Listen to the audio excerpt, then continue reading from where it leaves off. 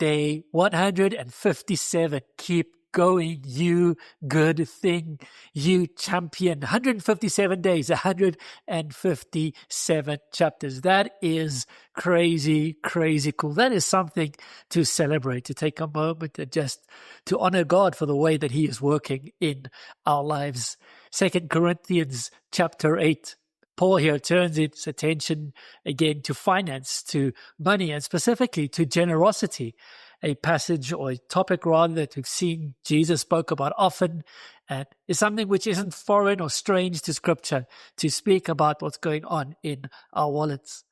Paul here takes inspiration from the church in Macedonia, and he says to the church in Corinth that these churches in Macedonia, they are struggling financially. They are poor churches, but they have given liberally, they have given generously. And then he encourages the church in Corinth. I love this phrase when he says to them, excel in giving. He says, you guys are excellent in so many things. Excel also in giving. What a fantastic challenge. He says that you started a year ago when Titus was there. You started with a collection specifically for the church in Jerusalem who were going through a hard time financially. And so these other churches, they are collecting to send money to Jerusalem. He says a year ago you started, and now let's finish that and do that as a demonstration of genuine love. And I love how Paul does that. He brings this back to the gospel. He brings it back to Jesus. He says that which Jesus did. He became poor. He gave of himself to lift up others.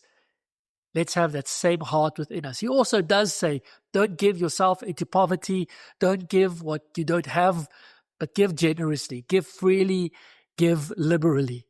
And then he speaks about a famous brother who's an excellent preacher that he's sending to Corinth. We don't know who that was. There are a whole bunch of different theories, but nobody really knows who this brother is.